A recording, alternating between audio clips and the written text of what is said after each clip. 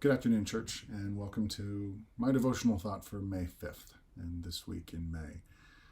For those of you who were here with us this last Sunday, we got an opportunity to hear from Pastor Steve Overman, who is the senior pastor at Eugene Faith Center, and he had some really great thoughts to share with us. It was nice to see his face and just to hear his words of care for our congregation.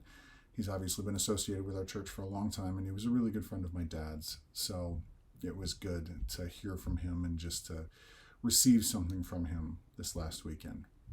He shared a story out of the life of the prophet Elijah in the Old Testament, and a moment in Elijah's life where he was dealing with a lot of stress, a lot of worry, a lot of danger, a lot of exhaustion, and a lot of confusion.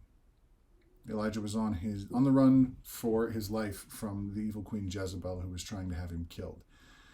And Elijah runs into the wilderness and he has this encounter with God, these series of encounters that really starts with him falling to the ground and asking God to end his life. He's so tired, he's so stressed, he's so worried and so at the end of himself that he really does think that death is the best option for him.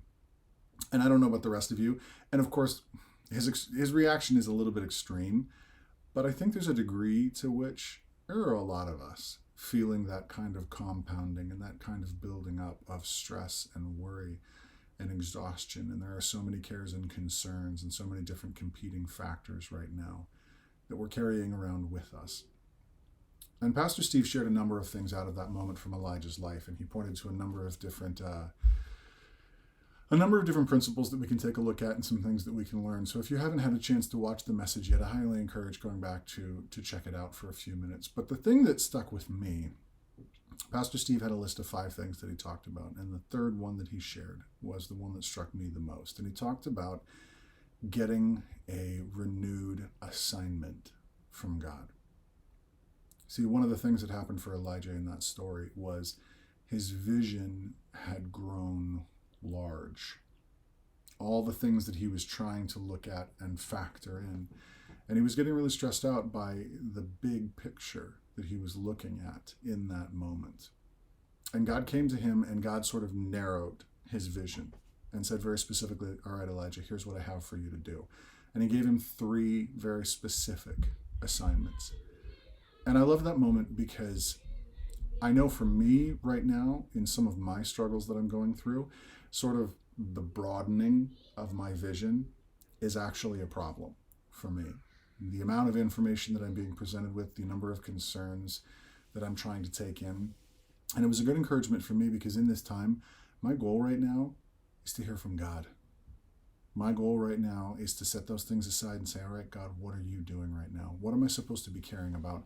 What am I supposed to be spending my energy on? And taking time to hear from him. And it's interesting because in the story, God gives him some very specific goals to be shooting for. And the goals are practical, real world jobs that get carried out. Some of them are political.